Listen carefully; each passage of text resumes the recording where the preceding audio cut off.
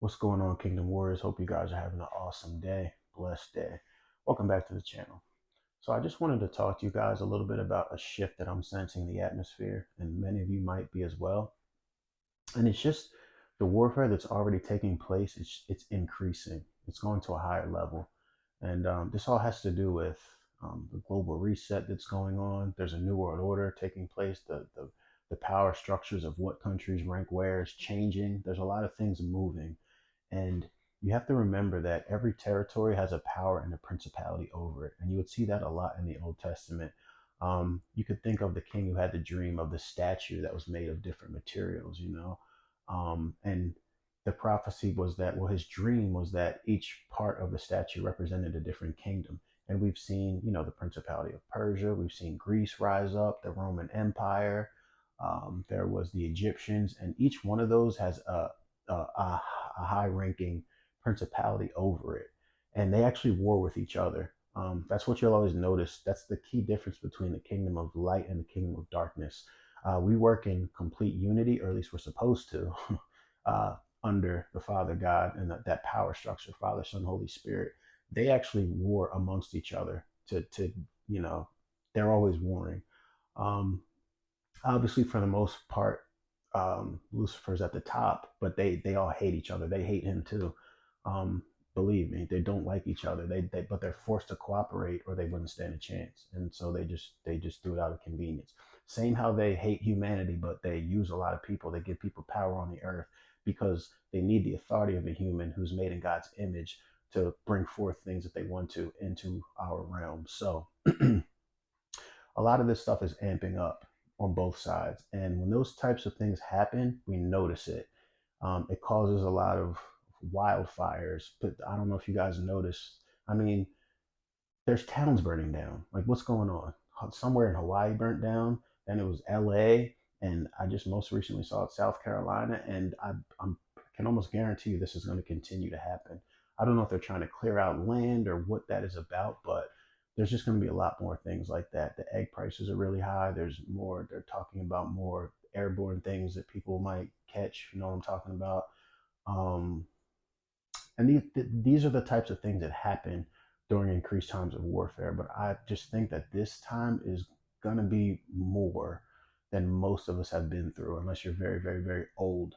And sometimes that sounds like doom and gloom, but it's actually God's mercy, because God will actually let you know what's coming in advance and give you instructions so you're pretty well prepared for it.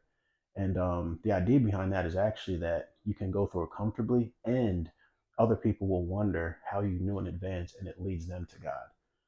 Um, so, when you hear these messages, I know it just depends on who you are. Some people get sad, some people get frustrated, some people just deny it and think if they cover their ears and la la la la, it's not going to happen. It's whether you like it or not. This is the world we live in. It's the consequences of decisions that we've chosen to make. But yesterday, the Lord. Well, first, I just want to point out the number. This is more unique to me, so maybe I won't even cover that. Um, yeah, yeah, we'll skip past that part. But I will say this: if you look in the Bible, you will notice that, and even in the world, they have a lot of sayings. Like, one that I like is "Nothing worth having comes easy," right? But we'll also say, it's darkest before it's dawn. Or usually when things are the hardest, your breakthrough is right there, and that is very much true. Very much true in anything, even in sport. Imagine if you're swimming laps across a pool. The hardest part is the final stretch. If you're a sprinter running a race, a long distance run, the hardest part is the last little stretch there. That's just kind of the way it works. And so the point that I'm trying to make is that it's been pretty difficult on many people, and it feels like it's starting to get a bit overwhelming. But that typically means that breakthrough is near. Um, and like I said, nothing worth having comes easy. That's a pattern that you see in the Bible. Is just that anytime God wanted to bring forth something to His people, they had to war for it. They didn't just walk out of Egypt. He had to send plagues. The army was chasing after them. They had to cross the Red Sea. Then they had to go through the wilderness. Then when they got home, there was giants in the land. I was just and that took several generations. And a generation that left Egypt wasn't even the ones that were able to see them walk into the promised land. you know Thank God I don't believe that's going to be the case for us, but time after time again, you see that there's always a war. And when Moses was being born, they were, the Pharaoh was killing babies, but that's because the spirit, the principality over that region, understood what was going on, and that someone was being born or delivered that was going to break the bondage of the people on Israel, and that's why they do that. Same thing with, I believe it was King Herod when Jesus was born, started killing all the young children, right?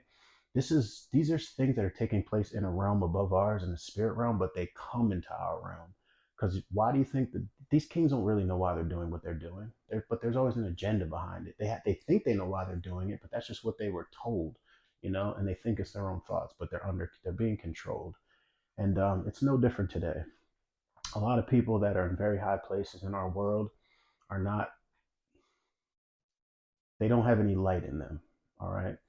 Um, And so, this is the world we live in. But those things only have power when we give it power and when we allow ourselves to come into agreement with it. And so the story God gave me yesterday actually was just randomly. I didn't even connect what was going on, but I felt that I wanted to read. There was two, but the one I'll mention is the story of Gideon, which should be Judges 6, 7, and 8. And as I was reading Gideon, it's actually one of my favorite stories. They copied that in the movie 300. They just changed. They always stealing our stuff, right? But in the story of Gideon, um, I guess I'll just briefly tell it if you don't know it, make it super quick. Basically, Israel was in sin and they had started worshiping other gods, and so there was like Midianites and different desert tribes all around them, and every time they would try to grow crops, they would just come in and kill their crops. They would kill their animals. Like they could never, like, just they were very impoverished, and they were just being tormented by all these people around them that worshipped other gods. They're very weak. And so finally, they decided to start crying out to God. They couldn't take it anymore, and God came to a man named Gideon and rose him up to defeat those people. And he purposely did it with 300 men, um, when it was a massive army of people that they were up against, just to prove that it was him. Now, when I read this story, God was highlighting to me, it was as if America represented Israel in that story. And you'll find that what Israel was doing was that they were worshiping other gods. In fact, one of the first things Gideon did was God told him, I want you to make a sacrifice to me, I believe it was. But he said, first go and knock down his father had an altar made to a god named Ashtaroth. And he said, knock down that altar and build an altar to me.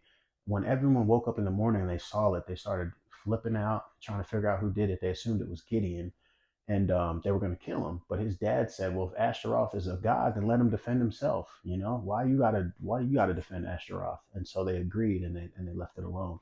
And obviously, we know that God's hand was on Gideon, so he could not be touched. The only time the enemy can touch us is when we step out of God's hand. That's a free will decision. But if you stay in the secret place of the Almighty, you cannot be touched, and that's a fact. But it's a decision. So the parallel that God was drawing to me is that we have done that today as America, and anything can be your God. It's whatever kind of has control of you, whatever has the most of your time. Some people have literal other gods that they serve, but also your job can be your God. Your spouse can be your God. Your car can be your God. We make gods out of all sorts of ridiculous things. Making money can be your God. Having lots of women can be your God. Or controlling men can be your God. I mean, it's unlimited, the things that we can make God, right? But essentially, what it comes down to is we're fulfilling our own desires. Whatever our flesh wants, we try to give it as much of it as it wants, and it becomes a God or an idol to us. And you'll find today, when people try to push forth anything that's Christian, bring the Bible in school and things like that, it's starting to shift, but there was a lot of pushback, right? And people would always say, well, you guys are supposed to love everyone. And it was a lot of twisting of the scriptures, which that's why the serpent twists things. They'd always try to take the scriptures and throw it back at us. And you could see in America that when you try to come at other people's gods, they push back very hard, similar to what Israel was doing. And God was done with that. And so eventually, obviously, when things got so bad with the tribes around them having success overtaking them, they started to cry out to God, and that's when God rose up Gideon. And as God does many times, Gideon was the least in his family and the least tribe. So God used the least of the least. And then even the amount of men that he had to go into the fight, those were the least as well.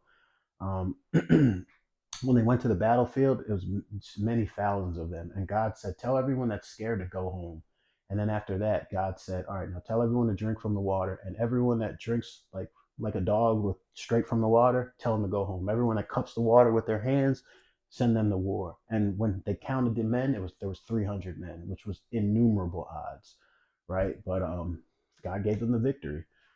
But there's a lot of parallels between what America is going through now and what is going on in that story. And I just want to point out that although it's 3 chapters and it seems quickly, sometimes these things can play out over the course of many years.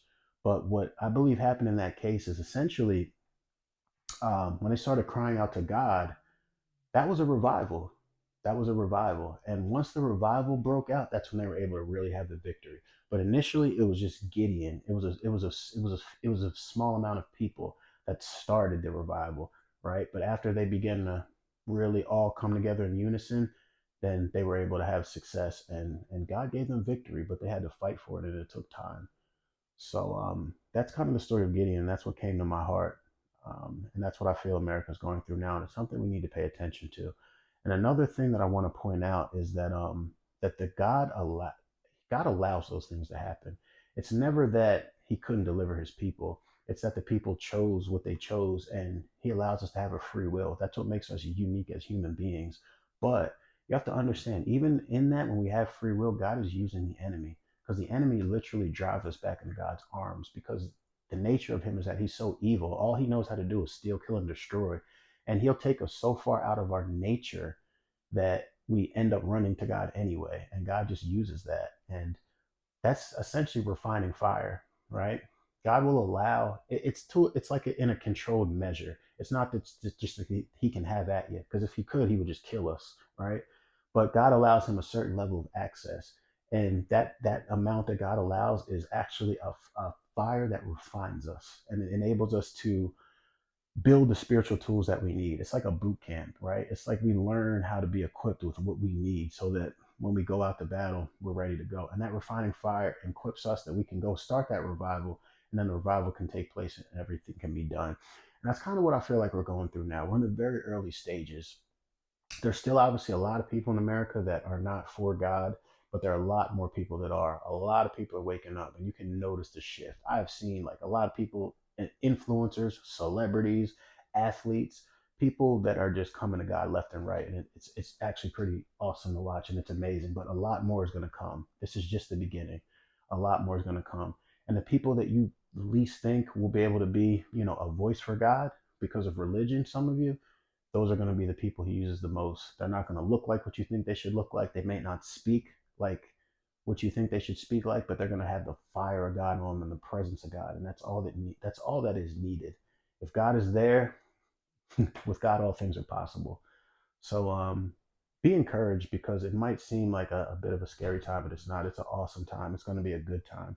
It's a good time to be alive, and it's going to be something that encourages and motivates a lot of people, a lot of other nations around the world as well. And I just think that once this revival comes through, we really will actually go into something like a golden age. It'll be a really great time.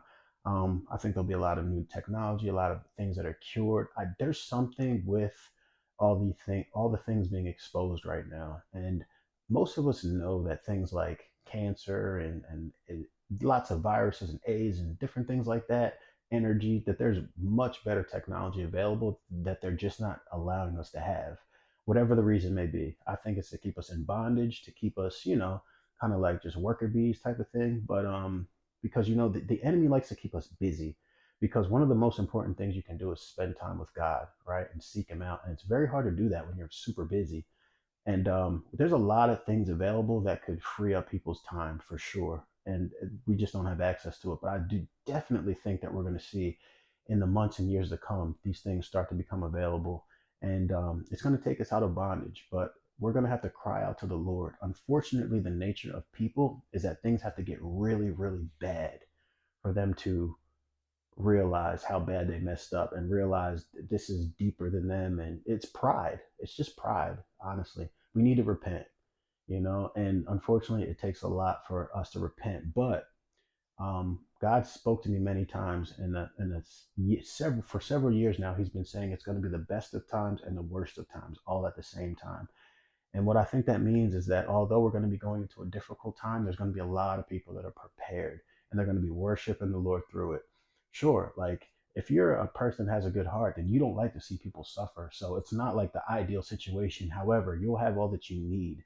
And it gives you a great appreciation for God when you look around and you see people that I don't know. Maybe the inflation is really bad. Maybe food is expensive and difficult to come by.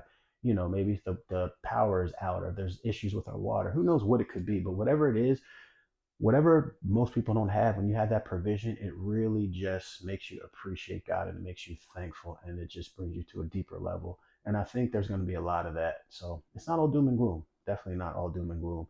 And it's my prayer that none of this happens.